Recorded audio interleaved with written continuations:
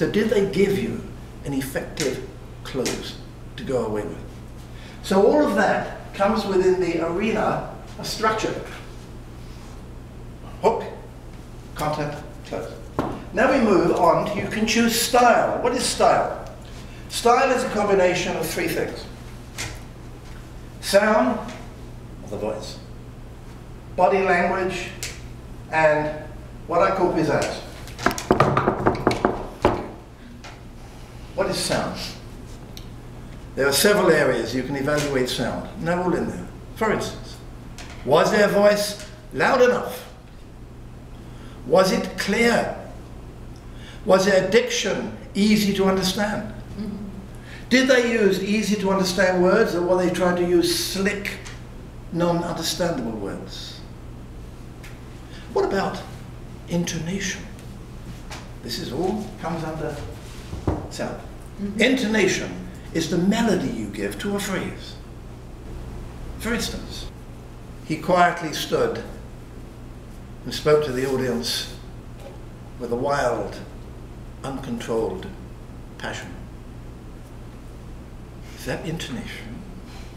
No, intonation is, he rose quietly and spoke to the audience with an uncontrolled and wild passion. Intonation, sound of the phonetic. Emphasis. Emphasis in a speech is terribly important. I teach languages. And one of the most important things people forget when they teach languages is you can teach them the words and the sentences and the structure. But emphasis is 30 or 40%. Will you come to Florida with me on Wednesday? Will you come to Florida with me on Wednesday? Absolutely. Will you come to Florida with me on Wednesday?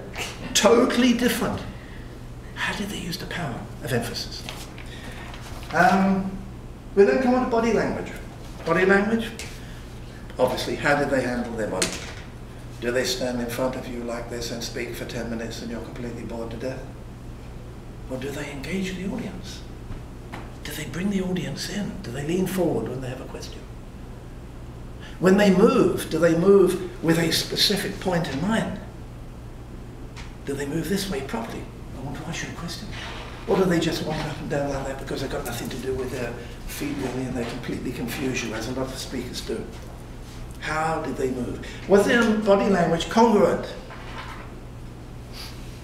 What do you think of the political situation in Canada?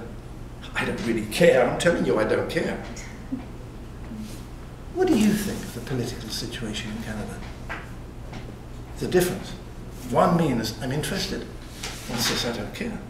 Make sure your body language is congruent with the way you speak. These are the things you will emphasize in an evaluation, but you have to watch and you have to listen. Pizzazz is tough. Pizzazz, charisma, personality, very hard to judge.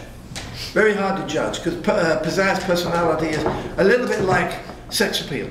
You've either got it or you haven't. But if you listen carefully or watch carefully, you may be able to detect certain things. Does their personality bring you in, or does it push you back? This is pizzazz. If you want to get some idea on how to judge personality and pizzazz, a good way to do it is to think in terms of your boyfriend or your girlfriend or someone you're in love with. What is it about them? Can you pinpoint what is it that really turns you on about that person? That may give you a guide to an evaluation aspect of pizzazz. Moving along. You can evaluate on the basis of mission. Every speech which has ever been written, made and given has a mission. And there's only 3 missions. Trust me. And those 3 missions are, I put it under this, and this is my anecdote, acronym, and I really like it. One is their aim, where A is to amuse, I is to inform, M is to motivate. What were they trying to do? I'm trying to inform. The best man at a wedding is trying to amuse. The person selling stock and shares in his company is trying to motivate you. Politician is trying to motivate. So, what was their mission? Did they achieve their mission? How did they do it? What words did they use? If their mission was to amuse, how did they make you laugh? Did they use pauses? Because that's a way to make people laugh. How did they inform you? Was it clear, precise, specific words? If their job was to motivate you, what emotional words did they use to get here rather than here? All right? If you want to have a simple guide to motivation, look in the manual, because each manual speech has a list of objectives. So look at the objectives. Evaluate on the basis of, did they achieve their objective? Okay? That's if you want to choose mission. Now you may select to choose content. Was the content of the speech interesting? Why was it interesting? How could they have made it more interesting? Giving you statistics, giving you anecdotes, giving you little stories to prove the point of their content? How could they have made it better if in fact it was not interesting? Was it relevant to you as an audience? A Toastmasters audience would be interested in a presentation about evaluation, communication, speech construction.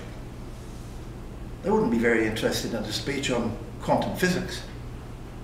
On the other hand, you speak to a group of scientists about quantum physics, which, trust me, I have not done. You speak to a group of scientists about quantum physics, and you tell them about evaluation techniques or communication, they wouldn't be interested. Because I'm pretty convinced quantum physicists are probably not excellent communicators. Engineers, generally by profession, aren't the best communicators. Sorry if there's any engineers. Engineers are too practical. So evaluate it on the basis of content. Was it relevant? Was it important? Did it interest you? Why did it interest you? Be subjective as well as objective. It was relevant to the organization. It was relevant to me. Be subjective and objective. Finally, we come to my favorite, which is word usage.